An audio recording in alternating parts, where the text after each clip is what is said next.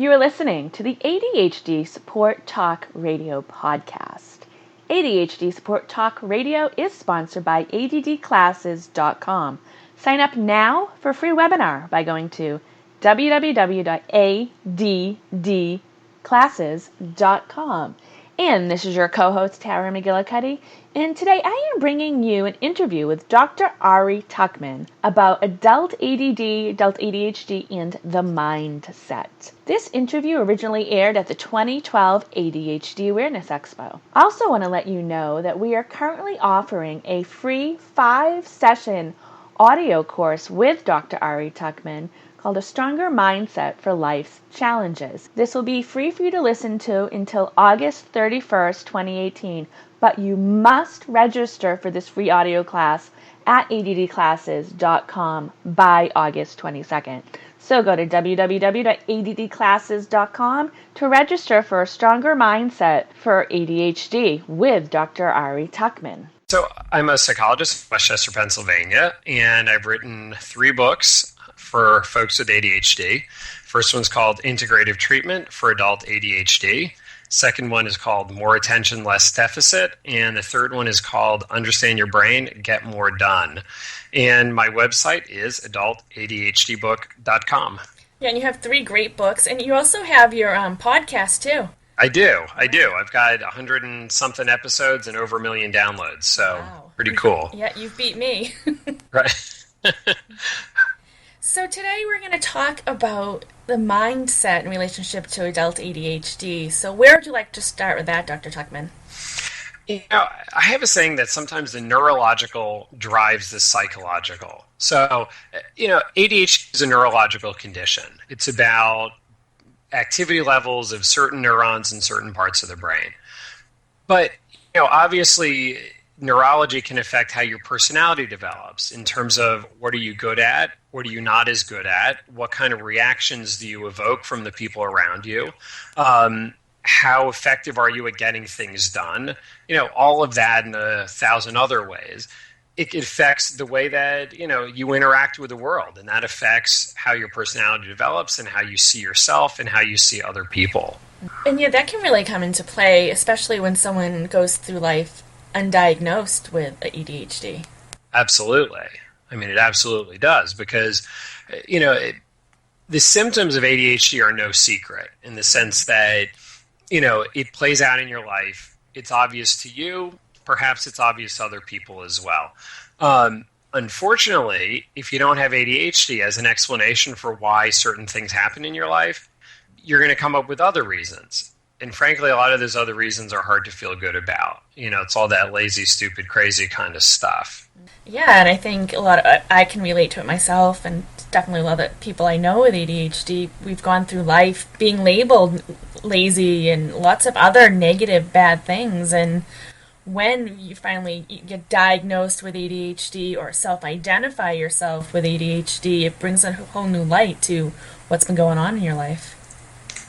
Well, it really does. I mean, it doesn't change your past in terms of what happened, but it sure changes your understanding of what happened and how you interpret it and what it means.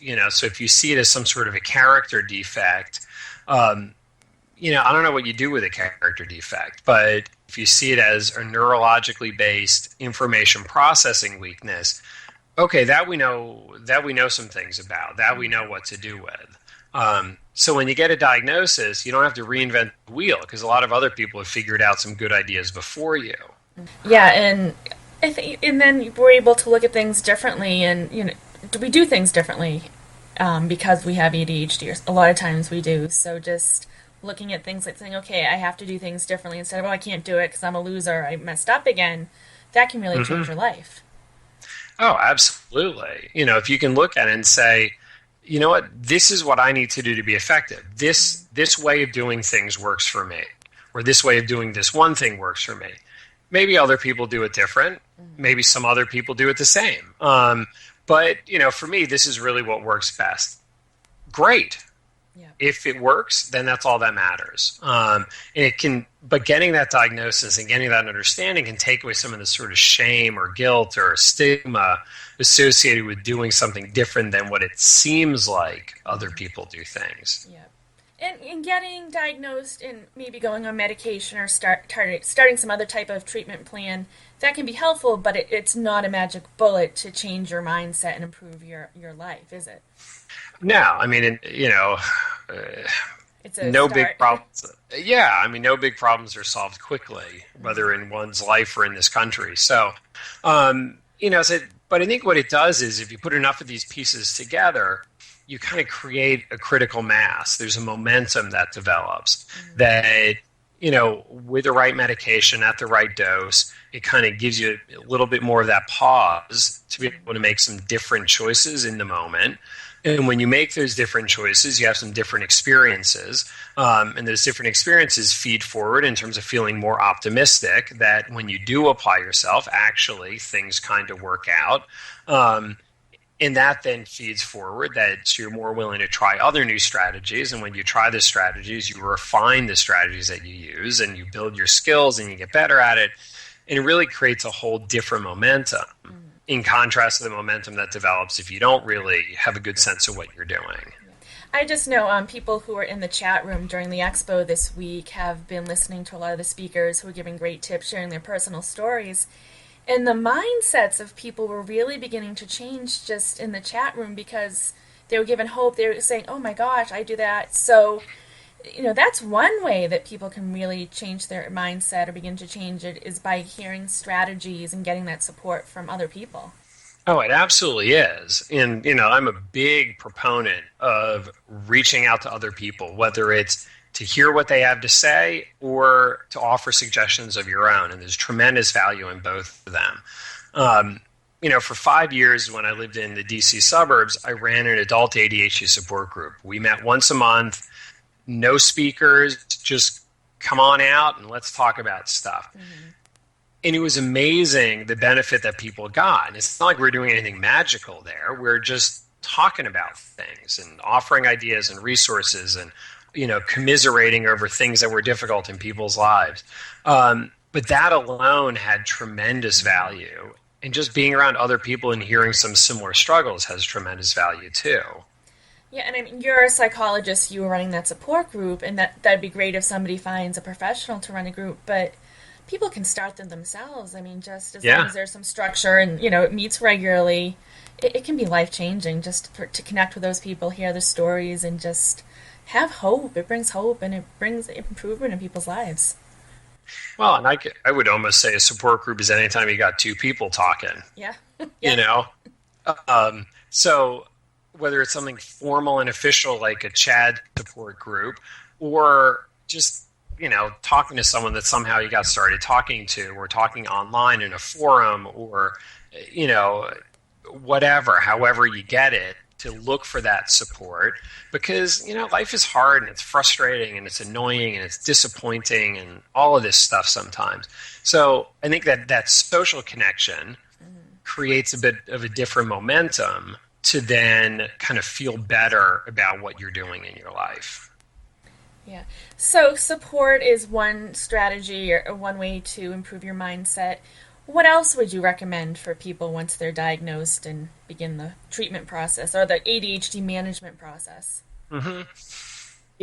I think it's important to look back on your past and understand your past in a different kind of way. Not just because, what an interesting intellectual exercise, but more with the idea of applying that forward.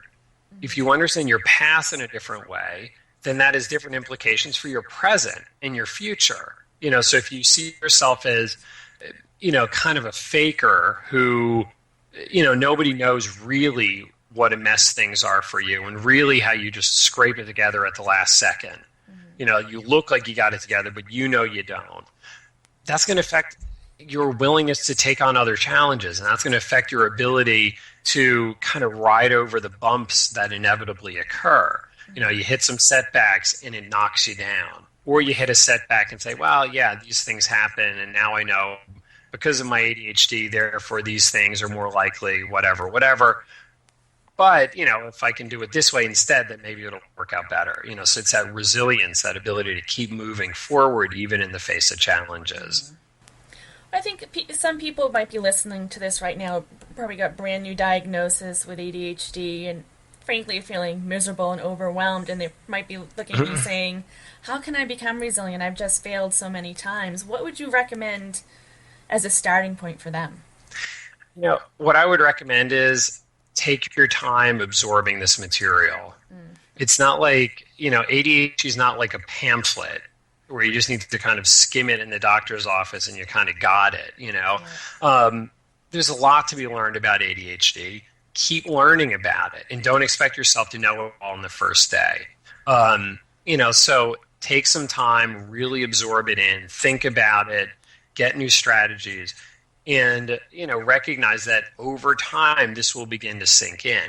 Now, you need to be active about it. You need to put good effort in, but, to sort of to balance that out with a little bit of patience. And, to recognize that things will begin to fall into place. And as they do, that keeps you moving forward. And would you like to tell our audience a little bit about, what we have going on at ADD Classes coming up soon? Sure. I'm really looking forward to this. I think it's going to be a whole lot of fun. In the summer, we had done a 4-week teleclass on executive functions, and that was a lot of fun too. Now we're doing a 6-week teleclass. It's going to be on Wednesday nights, and talking about how to have a strong mindset to overcome life's challenges. That, like we talked about a little bit here today, neurology drives psychology, but, the psychology you have affects your ability to take on challenges, to bounce back in the face of setbacks. It affects how you see yourself, how you see other people, how you ask for help or don't ask for help. So we're going to talk about a lot of the kind of negative mindsets that are easy to fall into if you have ADHD. And then, of course, more importantly, what are some ways to overcome those mindsets? It's going to be a group discussion. I'll be leading it, but you'll be getting good ideas from the other people on the line as well. Yeah, and in addition to the live calls and the recordings, there's going to be a forum so people can keep connected in between. I know the one you did over the summer was very active, and we got some great feedback. And this is going to be great because it's that, support, not only the information, the strategies, but it's going to be combining it with support. And we are actually offering on October 23rd at 9 p.m. through ADDclasses.com a free teleseminar that's going to be a little bit of a preview of what's going to come in your 6-week program. And if people are saying, okay, I might not be ready for a 6-week program, you'll get plenty out of the free teleseminar too. I know all the stuff that you do, Dr. Tuckman, people get a lot of benefit from, especially like your 10-minute or so podcast. People come away with stuff they can implement, right away when they stop listening. So you have some great stuff. Yeah, I think it'll be fun. I mean, it's one of those things, there's a lot to be said on this topic, but I think even in a half hour, an hour, we can still cover some really good things that people can walk away from. And, really that's the goal. Good ideas you can do something with. Okay. And we're going to get going. Are there any final thoughts that you would like to leave people with tonight, Dr. Tuckman? I think what I would say is recognize the fact that you're going to have downtimes, recognize the fact that you're going to have setbacks. That's okay. Success is rarely a straight line. So the trick is it's not a matter of, do you get knocked down? Really, the interesting question is, what do you do when you get knocked down? And my advice is just get back up. Don't waste a lot of time beating yourself up. It digs you in deeper, and it doesn't make the next situation any better, So to just kind of move on, get up, fix whatever the situation is, and move on to better things.